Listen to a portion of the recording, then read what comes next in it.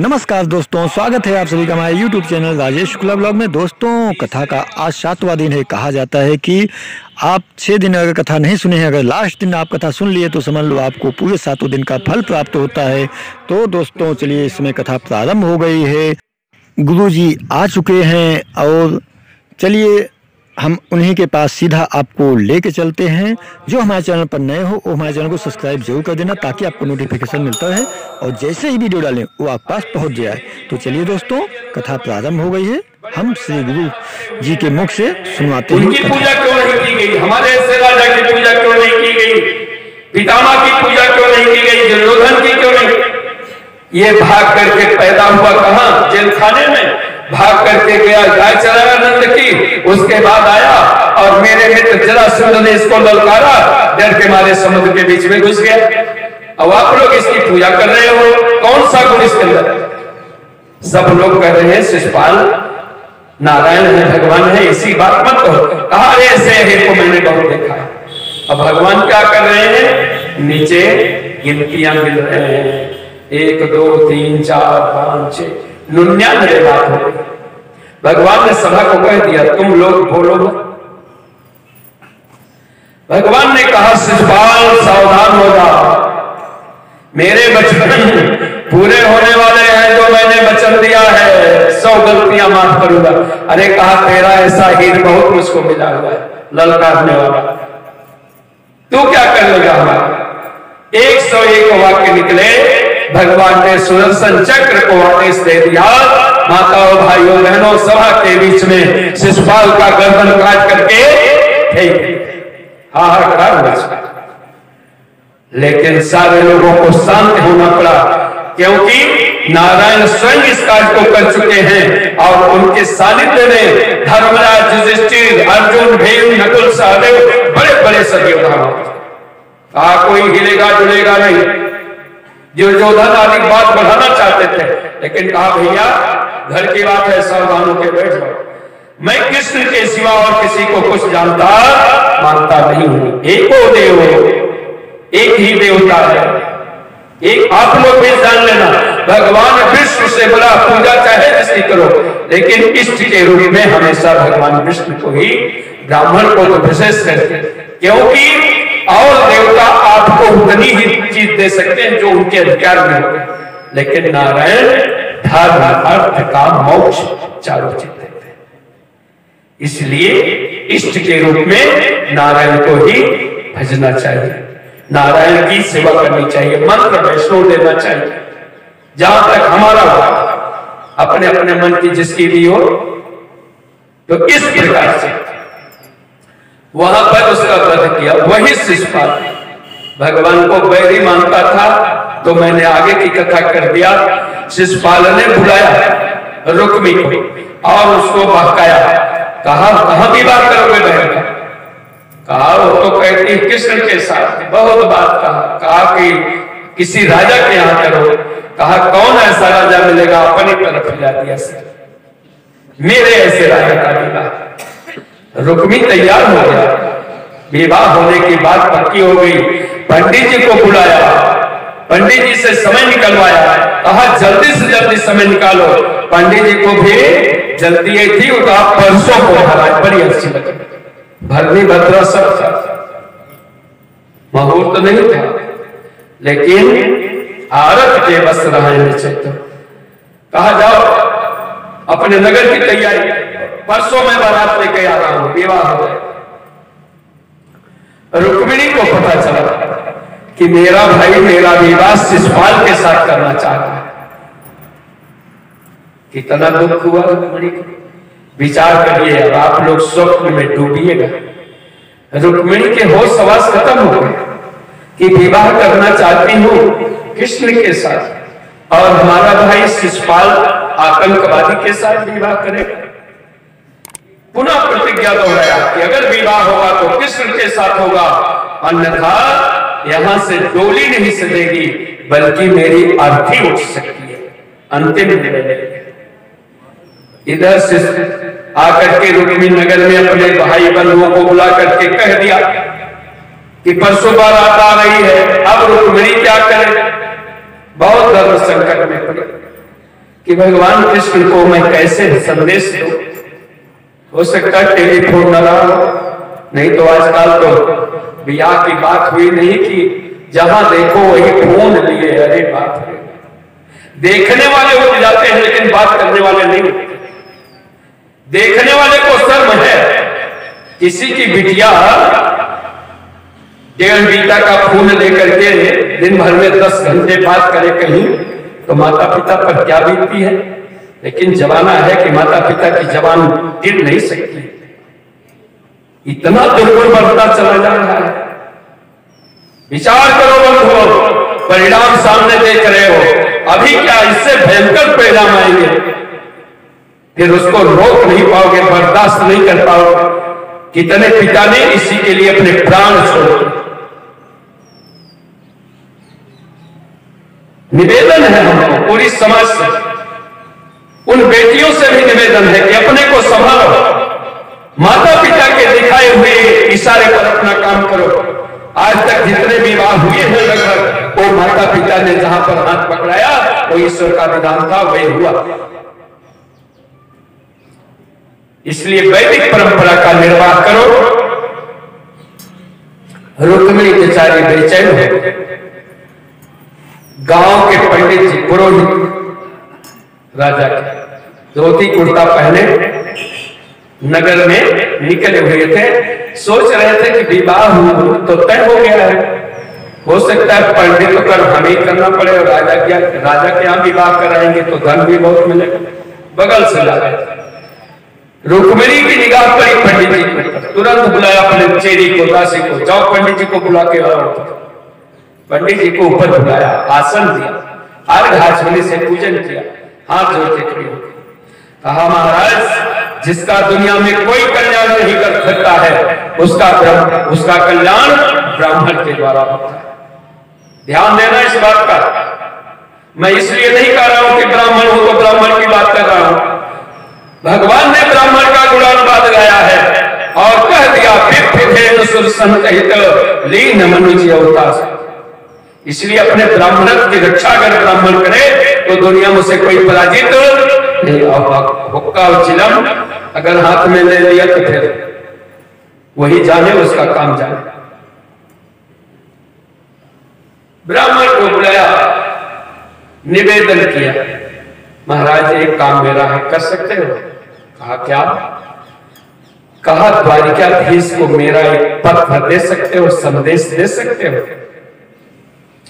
ब्राह्मण बड़े दयालु होते हैं, अगर दया नहीं है तो ब्राह्मण नहीं है, नकली ब्राह्मण हो सकते।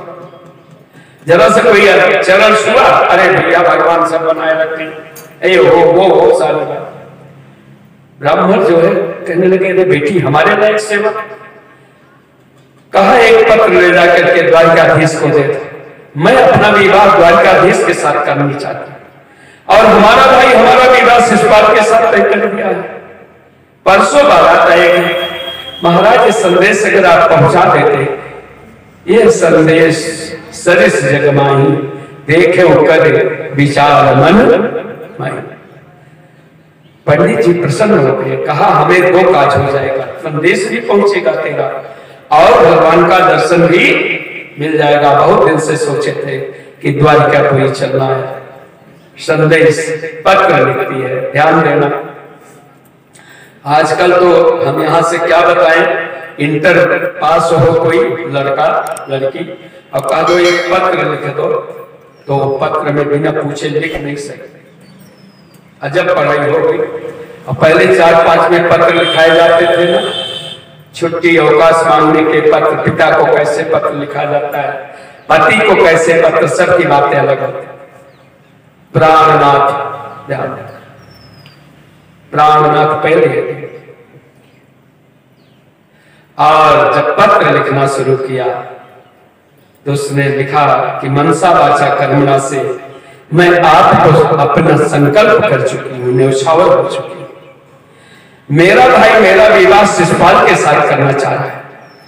एक सिंह के भाग को एक सिंगार लेने जा रहा है, अर्थात मैं आपकी हो चुकी हूं, सिंह हो चुकी हूं। और शिशुपाल क्या है? एक सियार है, उसको देने जा रहा है। अतः आज से मेरा निवेदन है, चाहे राक्षसी विधान से ही मेरा विवाह हो, उसकी मुझे परवाह नहीं है। लेकिन मैं निवेदन करती हूं कि शिशुपाल के आने के पहले आप आकर के आप मुझे अपना बना लें। अगर आप नहीं आते हो समय के अंतराल में, तो मैं अपने प्राण का परित्याग कर दूंगी, प्राण की बलि दे दूंगी। आपकी रुक्मिणी पत्र लिखती है, पंडित जी को पत्र देती है, कुछ जल जलपान दिया होगा। लक्ष्मी है, रुक्मिणी धन आदि की बातें छोड़ दो, मनोकामना पूरी हो गई वही, जिस पर लक्ष्मी प्रसन्न हो जाए। पंडित जी सुबह के बाहर निकले, ध्यान देना, इतनी समय सायंकाल द्वारिका पैदल चले गए विदर्भ देश।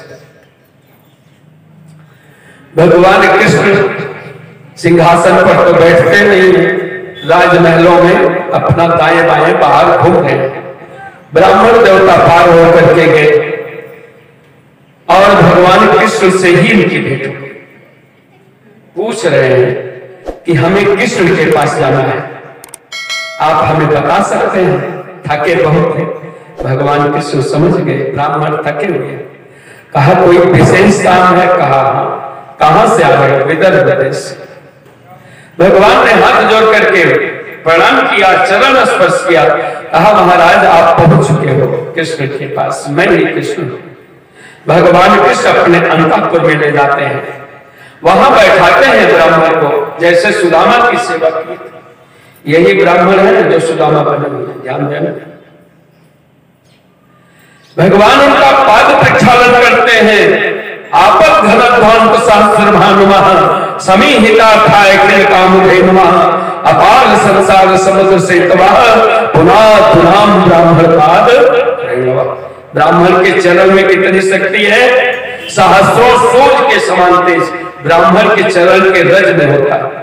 समुद्र को पार करने के लिए मजबूत नौका जिसने ब्राह्मण के चरण को धो करके मस्तक पर लगा लिया या चरण का जलपान कर लिया। भगवान ने क्या किया था? सुदामा का चरण कैसे धोए थे? पानी परात हाथ छिड़ियो नहीं, नैनन के जल सो पग धोयो। ये स्नेह। अब आजकल ब्राह्मण को कोई ब्राह्मण मानने को तैयार नहीं, अब विशेष करके ब्राह्मण को ब्राह्मण नहीं मान रहे, और जातियां माने न माने, जबकि ब्राह्मण से ब्राह्मणों गति।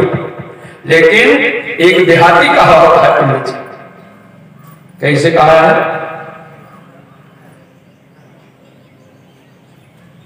ब्राह्मण कुकुर हाथी ये न जात के साथी।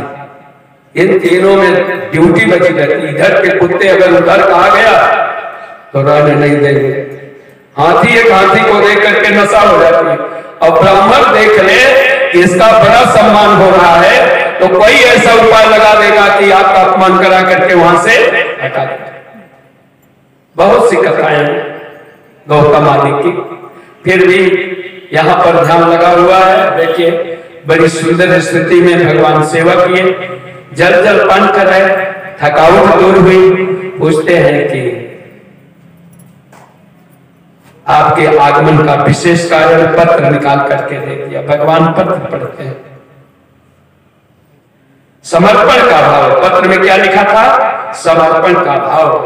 मैंने रोज कहा कि जिस दिन भक्त समर्पण के भाव में नहीं आएगा तब तक उसका उद्धार नहीं हो सकता है। इसलिए भक्ति करो और सब भगवान को यदि कर्म करोमि यत् खिलो संभव तो आराधनम।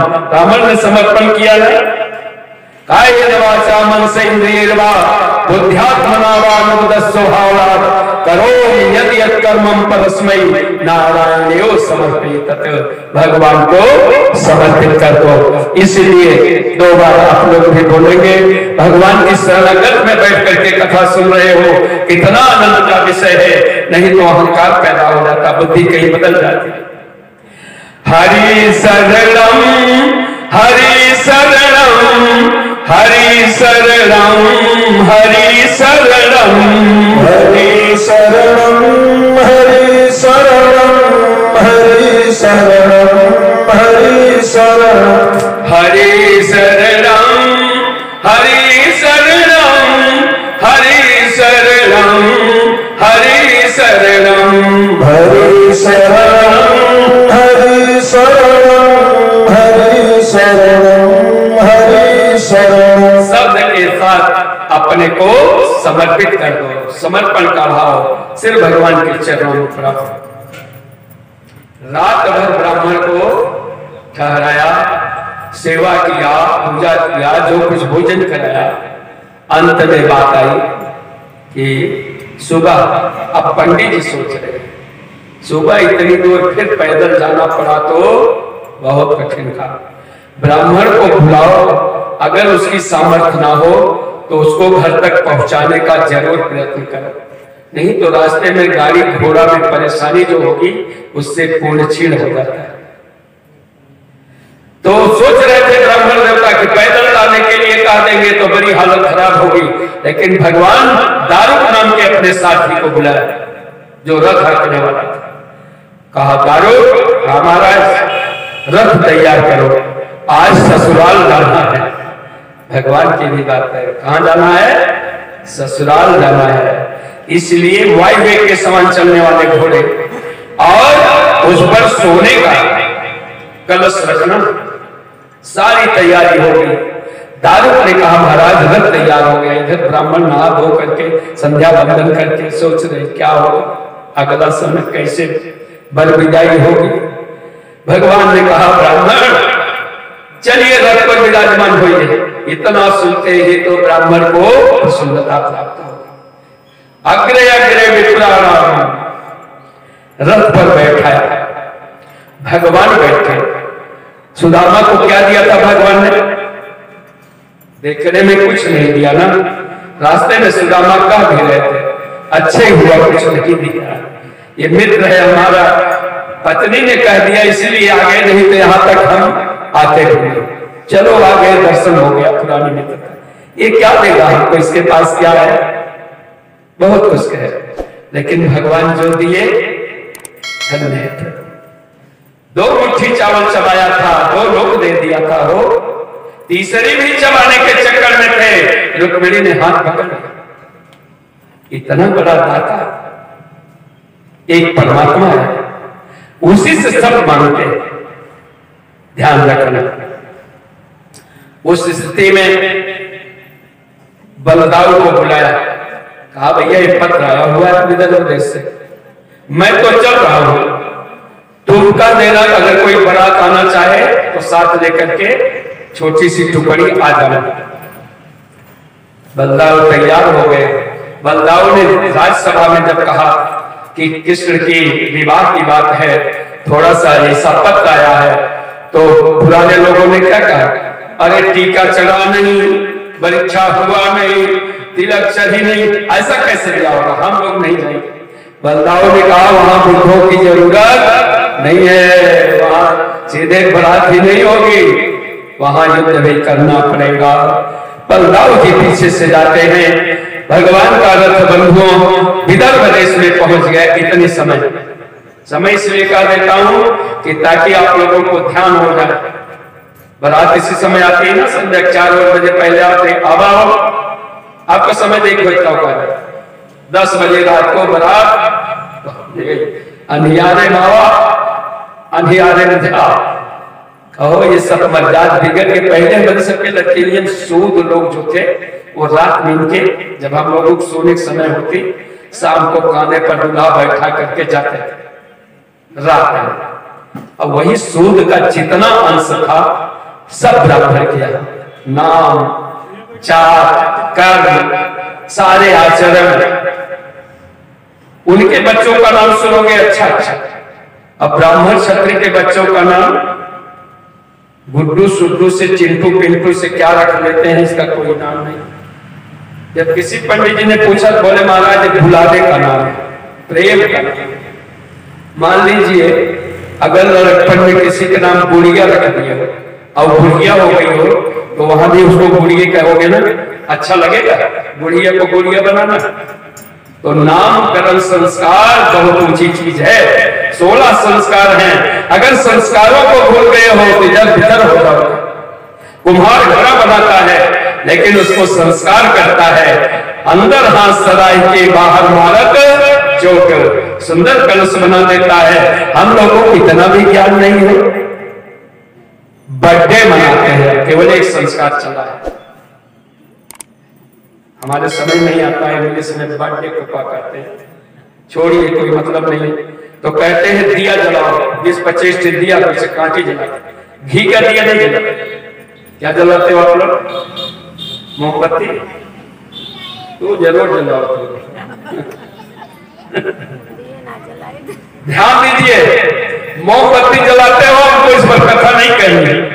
अब गुब्बारा टांगते हो, उधर हैप्पी बर्थडे क्या बोलते हैं, तब तक सारे गुब्बारे कई तक तोड़ दिए जाते हैं, सारे दिए बुझा दिए जाते हैं। पंडित जी अशुभ है कि शुभ? आप बताओ। बच्चे के जन्मदिन में शुभ काम करो तो अच्छा लगे, कथा सुना दो, मंदिर में जाकर के अपनी शक्ति से प्रसाद चढ़ा दो, पड़ोसियों को बांट दो, सत्यनारायण की कथा सुनाओ, कलावा बनवाओ और उसके बाद अपने पड़ोसियों को भोजन करा दो। वो पुण्य जो मिलेगा तो हैप्पी बर्थडे से नहीं मिलेगा। बच्चों सावधान हो जाओ, नहीं तो यही हैप्पी बर्थडे अंग्रेजों की तरह करते करते ना हम लोग न इधर के होंगे न उधर के। एक बात आपसे बता रहा हूं, 2 मिनट की बात है, बहुत जरूरी बात है, जीवन में विकास लेना इसमें। अकबर बादशाह बहुत दिन तक राज किया। मंत्री किसको बनाया था? बीरबल को। और दूसरा मंत्री उसका साला मियां खुसरो। बहुत ध्यान देना, हमको मुसलमान की कथा से मतलब नहीं, क्या गुण इसमें निकलता है। मियां खुसरो कहता है मुझे प्रधानमंत्री बनाओ, तो कहते हैं बीरबल के समान तेरे पास बुद्धि नहीं है। कहा आज बातचीत हो जाएगी, राज दरबार लगा। अकबर बादशाह ने कहा मुझे कागज लाओ, पेट मेरा लाओ, कलम लाओ, लिया और सामान लिखा। एक लिखा यहाँ की, ध्यान देना, उस पर क्या लिखा? यहाँ की। एक कागज पर लिखा वहां की और एक पर लिख दिया ना यहाँ की ना वहां की। तीनों कागज पैक कर दिया लिफाफे में। कहा मियां खुसरो जाओ ये सामान बाजार से लेकर के आओ। मियां खुसरो लिया रुपया पैसा खजाने से, गया बाजार में सबसे बड़ी दुकान पर। कहा भैया जल्दी सामान दे दो क्योंकि आज परीक्षा है मेरी। दुकानदार ने खोला, पढ़ा यहाँ की नहीं है जी, वहां की नहीं है जी, ना यहाँ की नहीं, मेरे यहाँ नहीं मिलेगा। 4 दुकान दौड़ा, कहीं उसको ये सामान नहीं मिला। लौट करके आया 1.5-2 घंटे में। क्या हुआ जी इतना समय लगा दिया, सामान लाया? गुस्सा गया। कहा परीक्षा लेते हो ऐसे हमको उल्टा सीधा बता करके, ये सामान कहाँ मिलता है? अकबर बादशाह वही सामान फैला बीरबल को। बीरबल सामान लेके आ जाओ। बीरबल बड़े चतुर, जानते ही हो, पान वोन खाए अपना, निकले तो जा करके पहले उसको पढ़े। परीक्षार्थी का अर्थ होता है क्या आया, पहले पेपर अच्छी तरह पढ़ लो, 1-2 बार पढ़े। यहाँ समझ गए, वहां की समझ गए, ना यहाँ की वहां की। पहले गए, एक बहुत बढ़िया दुकान मीठा की थी, जिसका बीरबल मीठा खाता था वो दुकान से असरफी दे करके मीठा बनवाया और उस पर वो कागज डाल दिया। यहाँ के आगे जा रहे थे, एक मस्जिद के सामने पैर दोनों कट चुके थे, हाथ में भगोना लिए, 1 पैसा देगा वो लाख करके देगा, मांग रहा था, उसको एक असरफी दे दिया और कागज पर लिख दिया वहां की, भिखारी को दान दिया। क्या लिख दिया उस पर? वहां की। अब रही यहाँ की ना वहां की, तो गए एक बेशक यहाँ बैठे, मुजरा उजरा सुने, 1 रुपया उसको दे असरफी दिया और उस कागज पर लिख दिया ना यहाँ की ना वहां की। आए मुस्कुराते हुए, अब सब लोग, पूरी सभा लगी है कि सामान नहीं लाया भैया खुसरो। बीरबल कहां से लाया? क्या सामान मिल गया? हाँ सरकार सामान मिल गया। दे दिया सब थैला, खोला, मीठे का पैकेट देखा, यहाँ की, यानी जो खा पी लो वो यहाँ की है ना, ध्यान दे। ये तो बड़ी बढ़िया चीज लाया, बीरबल तू जानता था ना। वहां की जब पढ़ा कि भिखारी को दे दिया, विकलांग का, ये भी तूने बड़ा अच्छा कर दिया। तीसरे की जब पढ़ा कि इसको वेश्या को दे दिया, तो ना यहाँ की न वहां की। तो ये कहानी मैं इसलिए सुना रहा हूं बंधुओं कि अपने मन में सोच लो कि यहाँ की खर्च कर रहे हो कि वहां के लिए खर्च कर रहे हो, या ना यहाँ की ना वहां के लिए रुपया रोज खर्च हो रहा है। इसलिए सावधान हो जाओ। इस तरह से भगवान का रथ विदर्भ देश में पहुंच चुका है।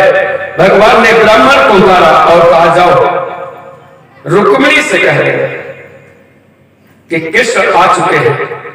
एक शिशुपाल नहीं, सैकड़ों शिशुपाल भी आए होंगे तो उससे चिंता करने की जरूरत नहीं है, उसका मनोरथ पूर्ण हो। और रुक्मिणी के ऊपर क्या बीत रही है, बात यह है, ध्यान देने विशेष करके माताएं बहनें, इंतजार कितना बुरा होता है। रात भर नींद नहीं आई रुक्मिणी को। उसने प्रातः उठ करके अपनी दैनिक क्रिया नहीं किया, अन्न जल नहीं किया, वैसे पड़ी हुई है, मंजन आदि नहीं हुए, छत पर टहलती है, मन में विचार करती है, सोचती क्या श्याम सुंदर के पास ब्राह्मण देवता पहुंचे होंगे? अगर पत्र दिए होंगे तो हो सकता है ऐसे उनके पास हजारों पत्र आते हो, वो उसको सुने न सुने कोई ठिकाना नहीं है। हे नाथ, हमें आप दासी बनाओगे कि नहीं बनाओगे? मेरे अंदर वो पात्रता है कि नहीं? इस प्रकार से कहते कहते बिलखने लगती है भगवान के विषय, रोने लगती है, लेकिन अंतःकरण के आंसू बह रहे हैं। ये स्थिति कभी आई हमारी आपकी? बेटा बेटी के लिए तो हो सकता है, आजकल भी बहुत जसोदा ढल रही है, लड़कियां 15 मिनट घर से रह देते हैं, तो कहां गए हमारे हो? अरे देखो हमारे कहां गए, हमारे कहां गए, हमारे कहां गए में रोवे लागे, उखरे लागे, लड़का कहीं पड़ोसी क्या बैठा है। ये हमारे कहां गए वाली बात कहो। पति न आवे, 9 बज गया, फोन लगाओ भैया, तो कहां फोन लागे, कहीं कहां बैठा हुआ, बताइए कहां 9 बजता है। ये सबके लिए तो है सब तमाशा नाटक, लेकिन भगवान के मंदिर में रोया, एक बूंद आंसू आ गए हो, भक्त की अंतिम पराकाष्ठा है, ध्यान दे लेना। अंतर जगत में जिस दिन परमात्मा के लिए प्रेम में तो निकलेंगे, उसी दिन समझ लेना अब कुछ भक्ति मेरी चल रही है, ये नहीं पूर्ण हो गई। विलाप करो, रो भगवान के लिए, संसार के लिए रोने धोने से कुछ नहीं। रुक्मिणी की आज दशा हो रही है। इतने में ब्राह्मण दिखाई पड़ गए, देखिए डूबते हुए को सारा भगवान। ये ब्राह्मण आ तो रहे हैं, देखने में भी लग रहा है कि चेहरा ठीक है, लगता है काम बन गया। किसी को देखने से मारा है, अनुमान लग जाता है कि काम हुआ होगा कि ऊपर आए, तुरंत आसन डाल दिया, बैठाया, बाद प्रक्षालन हुआ जो कुछ हुआ। आजकल तो पहले आपने समाचार है लोग पूछे लगा, बाद प्रक्षालन किया, हाथ जोड़ के कहा क्या होगा? श्याम सुंदर मिले थे? हाँ बेटी मिले थे। पत्र स्वीकार किया? हाँ पत्र स्वीकार कर लिया। क्या बोले आएंगे? कहा ये नहीं बोले कि आएंगे, वो आ चुके हैं, आ चुके हैं। हाँ, और उन्होंने कहा है रुक्मिणी से कह दो ओह मज्जन करे, स्नान करे, श्रृंगार करे, शिशुपाल से डरने की कोई जरूरत नहीं है। धन्यवाद। इतना सुनते ही रुक्मिणी के अंतःकरण का जो स्नेह प्रेम था उभर गया, हाथ जोड़ करके प्रभु के चरणों में प्रणाम किया और सखियां पहुंची, उसका श्रृंगार आदि होने लगा। भगवान क्या करते हैं, एक एक शब्द की बात सुनाऊंगा जब तक समय रहेगा, ताकि आप लोगों को फिर मौका न मिले, फिर आगे देखा जाएगा। भगवान पहुंचे भीष्म के दरवाजे पर। पंडित जी, लड़की का विवाह करने का अधिकारी कौन होता है? पिता। भीष्म महाराज भीष्म के महल के सामने पहुंचे। भीष्म को सूचना मिली कृष्ण आए हुए हैं, सारे राजा आए हुए थे, सबको छोड़ करके महाराज भीष्म गए दरवाजे पर आए, भगवान कृष्ण को देख करके वंदे महापुरुष के चलना, अखबार से भर गए। भगवान देखो कैसे परीक्षा लेते हैं। कहने लगे महाराज भीष्मक मेरा प्रणाम स्वीकार करो, क्योंकि बड़े हैं भीष्मक उम्र। एक शिकायत करूंगा, नाराज मत हो। भीष्मक ने कहा बोलो प्रभु। कहा बेटी की शादी कर रहे हो, एक निमंत्रण कार्ड ही भेज दिए हो क्या हमारे यहाँ? कह रही निमंत्रण कार्ड भी नहीं आप भेजे। ये तो शिशुपाल मेरा भाई है, उसकी बारात में मैं चला। देखिए झूठ बोलना पड़ता है ना, भगवान यहाँ झूठ बोल रहे हैं लेकिन इस झूठ में कोई पाप नहीं है। उस स्थिति में भीष्मक भी रोने लगे भगवान के प्रवाह में और कहने लगे सत्य है कृष्ण कि मैं अपनी बेटी का विवाह आपके साथ केवल करना चाहता था, लेकिन मेरा बेटा शिशुपाल के साथ विवाह तय कर दिया। मैं तो बोले कि सत्य का नहीं हो कि मेरे साथ करना चाहते थे? हाँ, आज भी मुंह से क्या निकला? आज भी मेरी प्रबल इच्छा है कि मेरी बेटी का विवाह आपके साथ हो गया होता। भगवान इतने कहलाने तो गए थे कि जिसकी शादी हो रही है वो मुझे चाहती है, पिता उसका मुझे चाहता है, तो कहते हैं लोग कि मियां बीवी राजी तो क्या करेंगे काजी। मतलब पति पत्नी का संबंध है, पिता का भाव मिल गया। इतने में इधर क्या हो रहा है? रुक्मिणी तैयार हो गई, ध्यान दीजिएगा, पूजन करने के लिए जा रही। कहा? गौरी मंदिर में। राजाओं के यहाँ लड़कियां जाती हैं, सीता जी का कोई कथा सुने हो? हम लोग भी पूजा कराते हैं। जब विवाह के पहले पंडित जी गौर गणेश का पूजन लड़की से कराया जाता है, घर पर ही लोग कर देते हैं। आज बड़ी बड़ी सुंदर सहेलियां रुक्मिणी की, उसके बीच में चंद्रमुखी रुक्मिणी। ब्राह्मण की पत्नियां जो है ना वो पूजा की थाली मिली हुई है जाके, बिना ब्राह्मण के समाज की सेवा नहीं। चले जाते हैं। शिशुपाल ने कहा कि दुल्हन जा रही मंदिर में पूजा करने, कोई नाटक हो सकता है, इसलिए मैं पहले बता दे रहा हूं कि उसको जो है हमारे सिपाही मंदिर से घर तक खड़े हो गए 2 लाइन में, हाथ अस्त्र शस्त्र लेकर के, और कोई झमेला न होने पावे, ये तैयारी कर दी। जब रुक्मिणी निकली घर से राजमहल से, सिपाहियों ने देखा घोड़े पर जो चढ़े थे ना, इतनी सुंदर आज तक मैं कहने नहीं देखा, और उसके होश उड़ गए। कोई घोड़े से गिर गया, कोई हाथी से गिर गया, पैदल वाले बेहोश हो गए। क्या देख करके? कामी नारी प्यारी लोभी के प्रिय दाम। कामी व्यक्ति कामनी को देख ले तो सब कुछ उसका हरण हो जाता है। ध्यान दे। अंततोगत्वा रुक्मिणी किसी की तरफ नहीं देखी, मंदिर में पहुंचे। 2 लाइन बोलना आप लोग भी, समय ज्यादा नहीं। सर्व मंगल मांगल्ये शिवे सर्वार्थ साधिके शरणे त्र्यंबके गौरी नारायणी नमोस्तुते। देहि सौभाग्य मारोगम देहि मे परमं सुखम रूपम देहि जयम देहि यशो देहि दिशो जय। अबे कुछ करे की जरूरत ना। जय जय गिरिवर राज किशोरी, जय महेश मुख चंद्र चकोरी। जय गिरिवर राज किशोरी, जय महेश मुख चंद्र चकोरी। जय गज बदन खड़ानन माता, जगत जननी दामिनी दुति गाता। गज बदन सदानन माता, जगत जननी दामिनी दुति गाता। नहीं तो वाद्य मात अवसाना, अमित प्रभाव वेद नहीं जाना। अमित प्रभाव वेद नहीं जाना। पूजन किया, धूप दीप नैवेद्य जैसे रोज कर रहे हैं आप लोग ना, पूजन किया। माता प्रसन्न हो गई, गणेश भगवान प्रसन्न हो गए, वरदान दिया।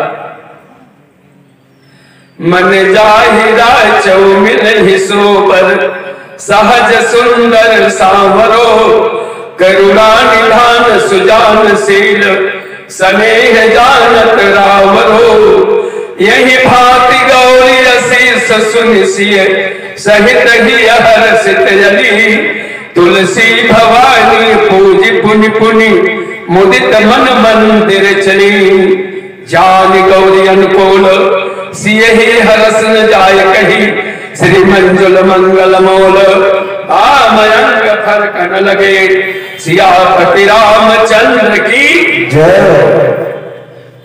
वरदान मिल गया ना कि जो इच्छा है वो पूरा। दान दक्षिणा दिया, ब्राह्मणियां गई थी, दान वगैरह करने के बाद सोचती अभी 2 मिनट में घर में पहुंच जाऊंगी। कब आएंगे, कैसे आएंगे, कैसे पहचानोगे? देखिए प्रश्न कैसे हो रहे, अंतकथा से ध्यान देना इसका। कैसे आएंगे, इसकी सेना इतनी बड़ी लगी है, कैसे पहचानोगे? और में ब्रजेश की खिंची है मंजू मोटी तथा सरस स्नेह का पीयूष पिए जाती है, चारों ओर श्याम को निहारती है बार बार, श्याम अनुराग ब्रज धाम लिए जाती है। उस समय रुक्मिणी के अंतःकरण में कौन था? केवल एक कृष्ण। जिस दिन आप लोगों के अंतःकरण में केवल एक कृष्ण हो जाए, एक ही साधे सब सदे सब साधे सब जाए, उस दिन मनोरथ पूर्ण हो जाएगा। माताओं भाइयों बहनों बाहर निकल रही है, चारों तरफ देखना चाहती है, इतने में भगवान का रथ जिस पर की गरुड़ ध्वज बना हुआ है, भगवान अपने रथ को सीधा जितने सैनिक खड़े थे उनके बीच से लेकर के आगे निकल गए। रुक्मिणी ने देखा, श्याम सुंदर की सांवरी मूरत को देखा, विभोर हो गई और क्या किया? हाथ ऊपर उठा दिया। इतने में पहचानना हो, कैसे पहचानो? पंडित जी पहचान मिले, सबके कपड़ा वैसे, सबके वेशभूषा वैसे। आजकल भैया पूरा जमाना जे सही आदमी आना होकर 10-20 साल बीत जा तो अपनी पतोह को ना देख पाओ, पहचान नहीं कर पाओ। पतोह बाहर निकले दुनिया से संबंध, लेकिन बुढ़ऊ ना देख सकते। कोशिश करें तो बदनाम हो।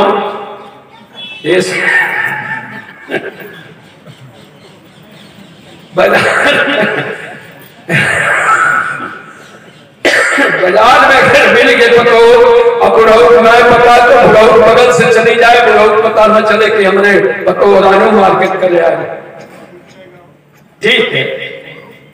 लेकिन रुक्मिणी ने हाथ उठाया, भगवान को पहचानने में देर नहीं लगी।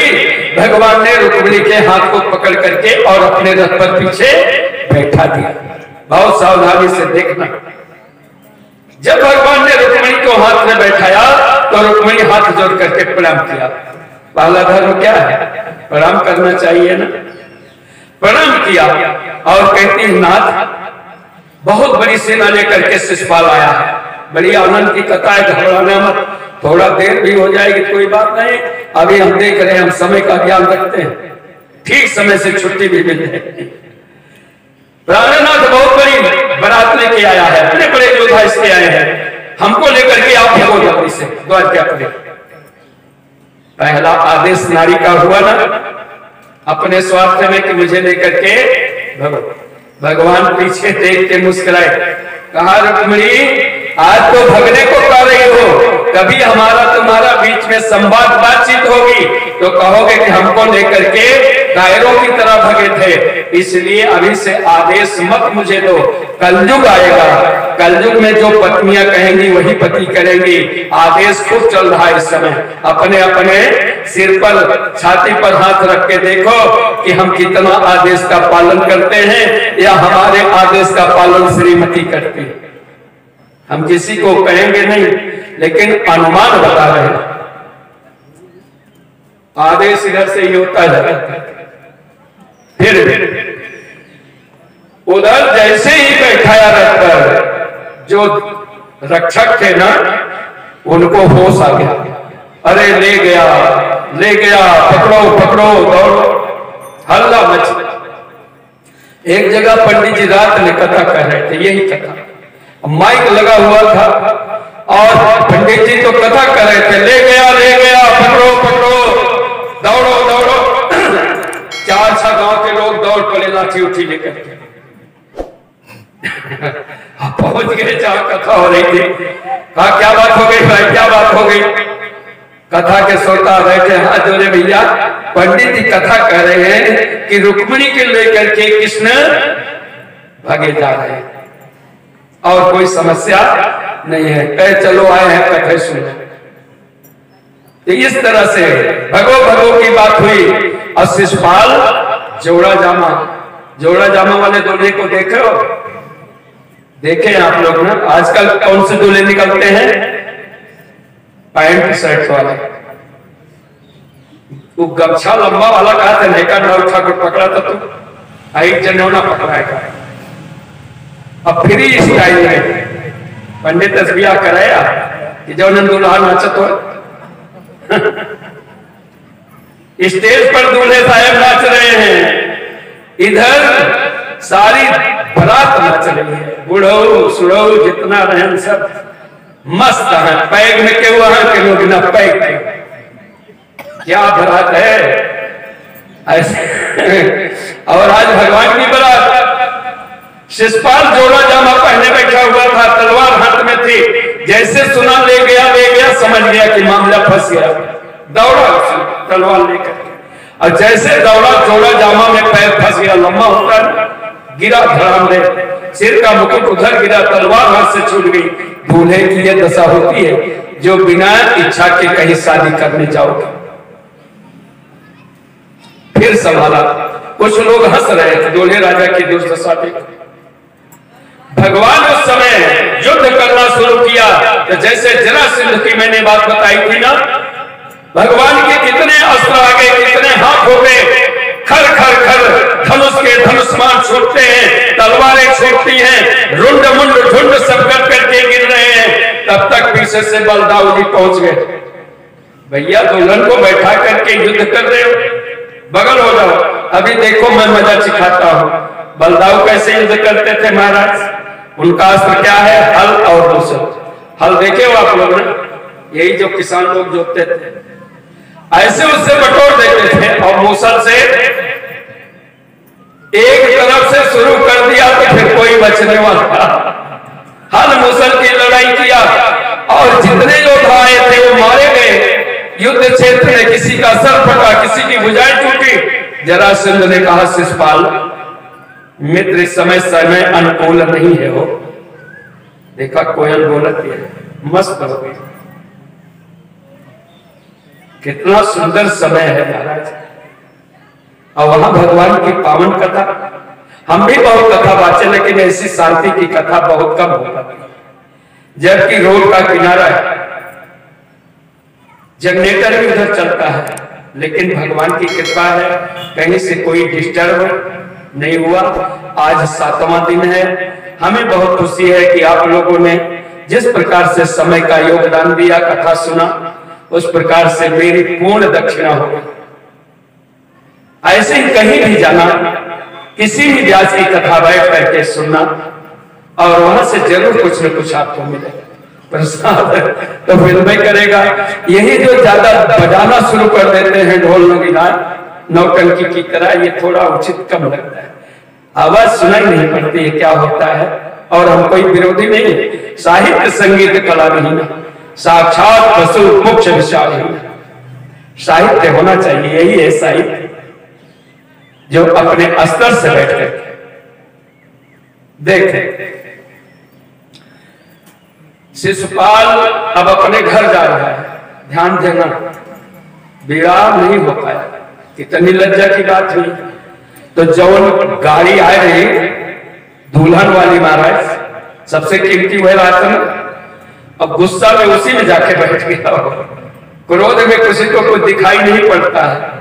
ध्यायते विषयान् पुंसान् तथा संगोपि जायते संगात जायते कामः कामः क्रोधोपि जायते क्रोधात् भवत् संमोहः संमोहात् स्मृति विभ्रमा स्मृति भ्रंशात् बुद्धिनाशो बुद्धिनाशात् भयस्य।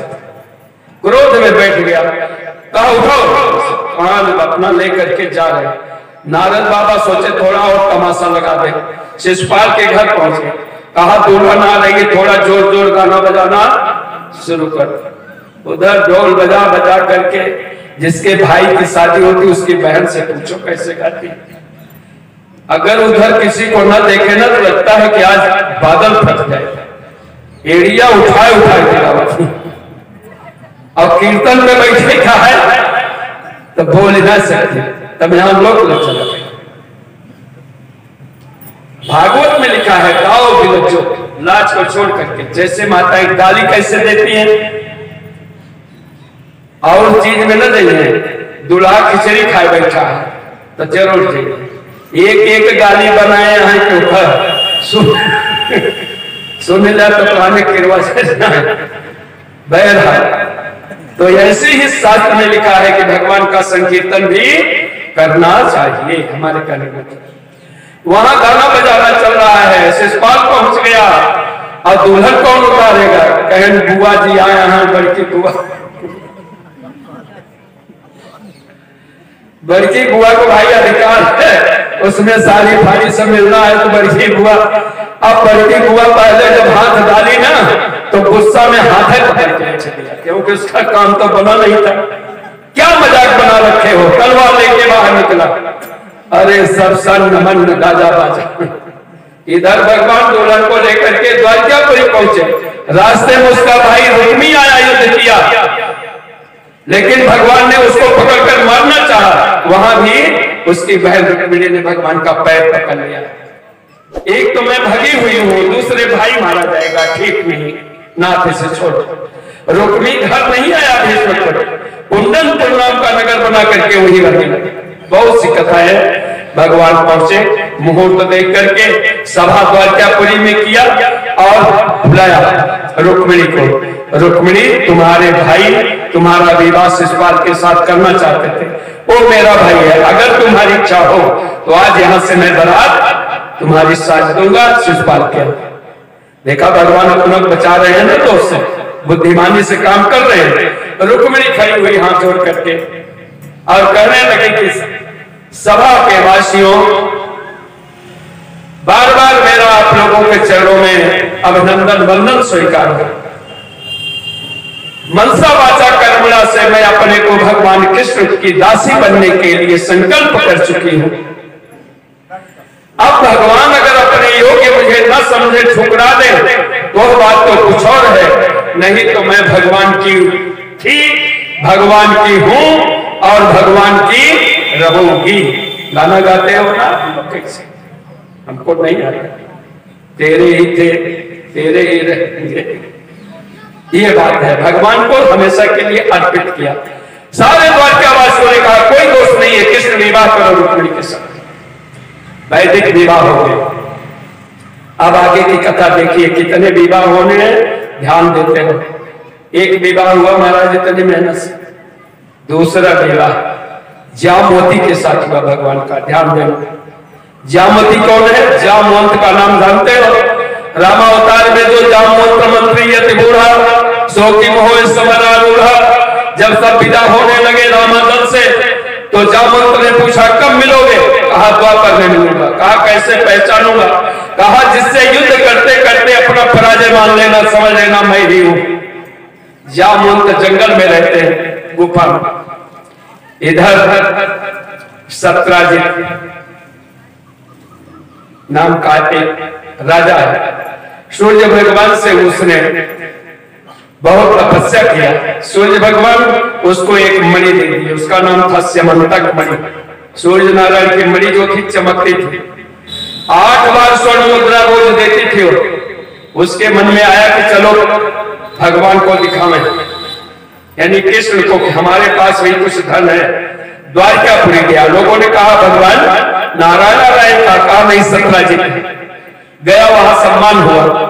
कुछ लोगों ने कहा यह मणि अगर भगवान के गले में होती तो इसकी शोभा कुछ और होती। भगवान ने कहा ना भैया, तपस्या इसने किया, इसका अधिकारी है। आया कुछ दिन बीता, उसका छोटा भाई प्रसेन एक दिन जैसे मोटरसाइकिल बड़ा भाई ससुराल पाया है वो कम चला होता है और छोटको ले भगा रहा था। तो आज उसका भाई प्रसेन मरी को पहन लिया, घोड़े पर बैठा जंगल में शिकार करने के लिए गया। संजोग देखिए, थोड़े शब्दों में एक बाघ ने पीछे से आक्रमण कर दिया।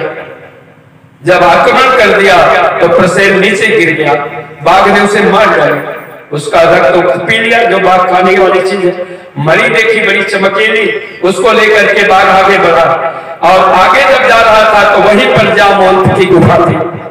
जामवंत बाघ देख रहे थे कि ये मरी बाघ ले जा रहा है, ललकार दिया जामवंत ने, बाघ को मार डाली। अब मरी को ले जा करके अपनी गुफा में अपनी बेटी को दिया, बेटी इससे तुम खेलो, प्रसन्न रहो। इधर सत्राजित ने लोगों से कहना शुरू किया कि कृष्ण मणि लेना चाहते थे, इसलिए उन्होंने मेरे भाई को कहीं मरवा दिया और मणि ले गए। भगवान कृष्ण को सूचना मिली, भगवान कृष्ण कुछ लोगों को लिया, द्वारका के लोगों को, और लेकर के गए। जंगल में देखा तो उसका भाई मरा हुआ पड़ा था, बाघ मार डाला था। बाघ के पग चिन्हों को देखते आगे गए, वहां बाघ भी मरा दिखाई पड़ा। फिर वहां से गुफा दिखाई पड़ी। भगवान ने कहा कुछ दिन यहाँ रहना आप लोग, मैं गुफा में अकेले जाऊंगा। अंदर गए, मरी को देखा, भगवान मरी को जैसे लिए वैसे उसकी कन्या चिल्लाई। कभी मनुष्य को देखा नहीं। जामवंत पुराने बलवान, रावण भी उनका लोहा मानता था। कौन है तू? भगवान कृष्ण ने कहा मैं इस मणि को लेने के लिए आया हूं, मुझे कलंक लगा है। जामवंत ने कहा इस मणि को मैंने बाघ को मार के लिया। हुआ लड़ाई दोनों, 27 दिन रात बीत गए युद्ध करते करते, जामवंत पीछे नहीं हटे।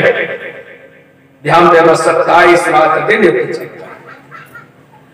जामवंत ने कहा मनुष्य होता तब तक हम इसको मार डाले होते, है कोई शक्ति। बिना विचार किए कोई बात आपके अंदर में सही आ नहीं सकती। विचार किया, चिंतन किया, याद आ गया कि रामावतार में भगवान ने कहा था वही तो नहीं है। चरण पकड़ लिया, नाथ इतना लड़ाई सेवक और स्वामी ने करवा दिया। भगवान मुस्कुराए, कहा मैंने बताया था। बोली अब आगे क्या होगा? कहा मरी दे तो मुझे कलंक लगा है। जामवंत ने कहा मरी मेरी, मैं एक मणि नहीं 2 मणि दूंगा। कहा कैसे? कहा मेरी कन्या जो है ना ये भी मणि के स्वरूप में, इसका आप पाणी ग्रहण संस्कार करो महाराज, और दहेज के रूप में इस मणि को मैं आपको दे देता हूं। भगवान ने दूसरा विवाह जामवती के साथ किया, मणि को लेकर के आए। अब सत्या उसको पता चली, सत्राजित को लोगों ने बताया कि मणि को तो तेरे भाई को बाघ मार डाला था, जामवंत को मार करके झगड़ा करके लेके आए हैं, तो उन्हें कृष्ण को कलंक किया। अब लज्जा लगी ना उसको। अंत में उसने उपाय सोचा कि कैसे प्रसन्न करूं। उसके एक बड़ी सुंदर कन्या थी जिसका नाम सत्यभामा था। उसका विवाह क्रूर के साथ करना चाहता था, लेकिन बात पूरी नहीं हो पाई थी। आया भगवान के चरणों में प्रणाम किया, मुझे क्षमा कर, ये मेरी पुत्री है, इसका विवाह मैं आपके साथ कर रहा हूं। तीसरा विवाह भगवान का हो गया सत्यभामा के साथ। ध्यान देना, मणि दे दिया। भगवान ने कहा मणि ले जाओ और 8 भागवत जो स्वर्ण मुद्रा देती है ना उसको मुझे दे। देखिए भगवान की ने चौथा विवाह भगवान ने कालिंदी के साथ किया, जो उस दिन बात आई थी ना। ध्यान देना, कालिंदी के साथ। कालिंदी कौन है? सूर्य पुत्री जमुना जी। भगवान गए हैं हस्तिनापुर, अर्जुन को लेकर के शिकार खेलने के लिए भगवान कृष्ण और अर्जुन निकले हुए। जंगल में बहुत से पशुओं का शिकार किया। जमुना के किनारे आए, हाथ पैर धोए भगवान भी, अर्जुन भी। देखे एक कन्या बैठी हुई है, जप कर रही है। भगवान ने कहा जाओ पता करो ये कौन हो सकता है। अर्जुन गए, कहने लगे देवी किसका पूजन कर रही हो, तेरी इच्छा क्या है? उसने कहा मैं श्याम सुंदर को अपना पति बनाना चाहती हूँ। इसलिए मैं उनके लिए पूजा कर रही हूं। अर्जुन ने आकर के बताया, भगवान अपने ढंग से सारा काम करके और फिर लेकर के आए और चौथा विवाह कालिंदी के साथ कर लिया। पांचवें विवाह की कथा सुनी। बिंद अरविंद दो भाई थे, उनकी बहन का नाम था मित्रविंदा। ये इसका विवाह दुर्योधन के साथ करना चाहते थे, लेकिन भगवान वहां जाकर के उससे युद्ध करके मित्रविंदा का विवाह अपने साथ कर लिया। छठवां विवाह भगवान का अयोध्या में हुआ। महाराज नग्नजित थे, उनकी कन्या का नाम नग्नजित था, सत्या भी उसको कहते थे। इन्होंने बहुत बड़ा संकल्प किया था, राजा दशरथ उनकी तरह, जनक की तरह 7 सांड पाल रखे थे। घबराना मत, हम जल्दी बोल रहे हैं इसलिए ताकि आपको लेट न हो, लेकिन बात नहीं समझ में आएगी तो फिर से भेजाओ, धीरे कथा करेंगे। आज के बाद फिर कब नगारे बजेंगे भगवान ने सिखाया। अब विवाह में एक बात और बताओ, जिसकी शादी नहीं हुई वो भगवान का विवाह सुन लेगा, लड़का हो लड़की, इस साल उसका विवाह हो जाएगा। और जिसकी शादी हुई, गौना नहीं गया है, तो आगे का काम होगा। ये भगवान के विवाह का फल है। और अभी जो मैंने कथा सुनाया जामवती के विषय में, भादों की चंद्रमा जो लोग देख लेते हैं ना, कहानी जानते हो, जब देखे भादों के चंदा, राह चलत लागे कलंका, कलंक लग जाता है उसको, इसलिए चतुर्थी की चंद्रमा को देखा नहीं जाता है। और देख लियो कि यही कथा सुन लो किसी से तो कलंक मिट जाए। समय की परवाह मत करना, हमें सब ध्यान दें। उस स्थिति में क्या हुआ, भगवान ने जाकर के वहां 7 सालों को जो उसने प्रतिज्ञा किया था उनको अपने बस में कर लिया और अंत में उसकी पुत्री से विवाह कर लिया। महाराज नग्नजित ने बहुत सावधान रहे थे। 7वां विवाह भद्रा के साथ किया। वहां पर उसके भाई ने प्रेम के साथ भगवान का विवाह किया। 8वां विवाह भगवान का लक्ष्मणा के साथ हुआ। वहां स्वयंवर रचा हुआ था। जैसे द्रौपदी के स्वयंवर में मछली बधी थी, वैसे वहां भी मछली ऊपर बधी थी, नीचे रखा हुआ था कलश, उसमें देख करके मछली के आंख में निशाना मारना था। भगवान कृष्ण ने ऐसा करके और लक्ष्मणा के साथ विवाह कर लिया। कितना विवाह हुए पंडित जी? 8 ध्यान रखिए। अब 16,100 विवाह की बात है। भौमासुर नाम का एक दैत्य, बरतानिक दैत्य है। वो राजाओं के ऊपर आक्रमण करता है, राजाओं को जीतता है, सामान लाता है, देवताओं पर विजय प्राप्त किया। माता अदिति का कुंडल उंडल कल्प वृक्ष ला के रख दिया और जिस राजा की सुंदर कन्या देखता है उसको भी साथ लाता है। लेकिन जबरदस्ती नहीं, मुझे पति बनाओगे? हाँ बनाओगे। चलो राजकुमारी। नहीं बनाओगे? चलो कारागार में। एक माल बनवाया था, उसमें उसने 16,100 कन्याओं को बंदी बना दिया था। उन कन्याओं की रक्षा करने के लिए कोई तैयार नहीं था, क्योंकि उनके पिता जीत नहीं सकते थे।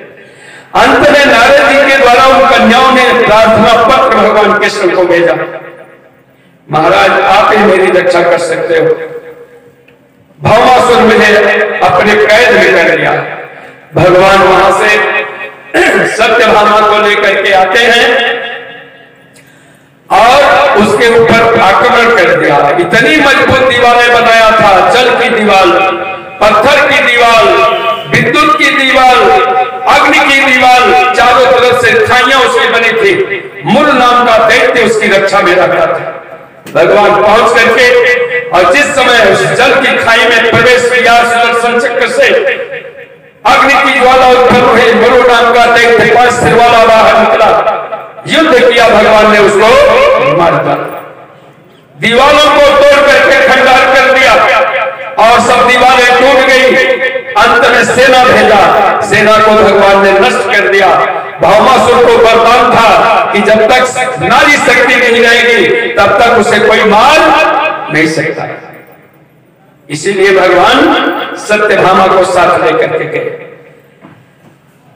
यहां तक कि आकाश पाताल मृत्यु लोक में उसने युद्ध किया। ततो गत्वा, सत्यभामा को उसने बंदी बना दिया था। बहुत सी कथाएं आती हैं, लेकिन भागवत में सब बातें नहीं लिखी। अंत में परिणाम क्या हुआ? भगवान ने सुदर्शन चक्र से जब हाथी पर चढ़ करके आया तो उसके गर्दन को काट दिया। भौमासुर जानते हैं पृथ्वी का पुत्र है। किसका पुत्र है? पृथ्वी का। उसकी माता आकर के खड़ी हो गई, कहा महाराज इसको तो आपने मार दिया, ये दुष्ट था, लेकिन मेरे एक नाती है भगदत्त, वो डर चुका है, आप उसकी शरण में ले लीजिए। भगवान जाते भौमासुर के राज्य में भगदत्त को उन्होंने अभय बांध दिया और आदेश दिया कि इन कन्याओं को बाहर निकालो, इनको स्नान कराओ, सुंदर सुंदर वस्त्र आभूषण को। 16,100 कन्याएं खड़ी हो गई। भगवान ने कहा देवियों अपने पिता का नाम बताओ और बैठो पालकी पर अपने पिता के घर जाओ।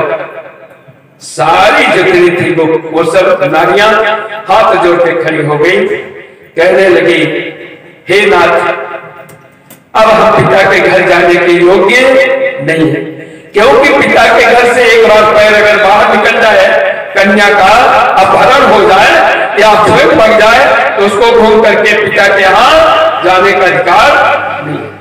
तब क्या करोगे? जीवन कैसे बिताओगे?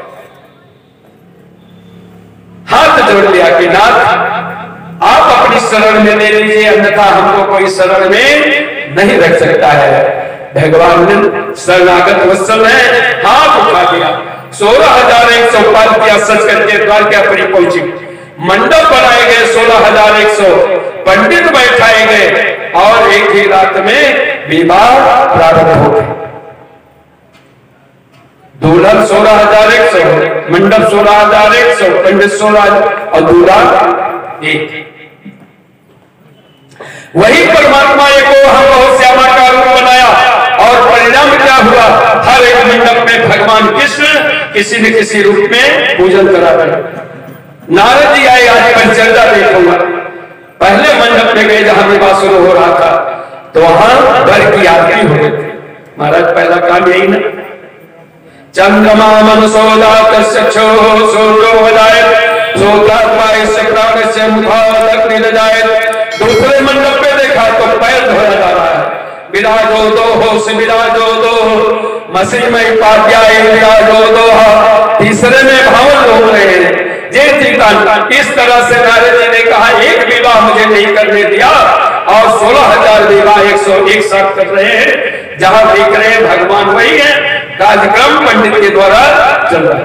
16,100 विवाह हो गए, सब हो गए ना। 16,108। सुखदेव जी ने कहा कि राजन एक एक रानी के 10-10 पुत्र, एक एक कन्याएं जन्म लिया, उनके पौत्र पैदा हुए। भगवान कृष्ण का सबसे बड़ा पुत्र प्रद्युम्न, जिसको संबरासुर हर करके ले गया था, सब कथा जानते हो। 12 वर्ष की अवस्था में संबरासुर को मार करके भगवान कृष्ण का पुत्र प्रद्युम्न और अपनी पत्नी पूर्वजन्म की पत्नी कामदेव की कौन थी? रति, उसको साथ लेकर के द्वारकापुरी आए। अनिरुद्ध का विवाह बाणासुर की पुत्री से हुआ, उषा से। वहां पर बहुत भयंकर युद्ध हुआ। अंत में बाणासुर भी शरणागत होकर के अपनी पुत्री का विवाह कर। इस तरह से इतनी बड़ी संख्या जो बन गई। जदवंशियों की माताओं भाइयों बहनों, विवाह की तैयारी में अब लग जाना है। केवल 5 मिनट का समय है। जो व्यवस्था यहाँ नहीं आई है, जो व्यवस्था यहाँ नहीं आई है उसको व्यवस्था आप लोग कर लें। और घी का दीपक पंडित जी थोड़ा उसमें घी ज्यादा डाल करके तेल जलाइए, ताकि वो कम से कम जब तक विवाह अधिक हो आरती तक वो जलता रहे।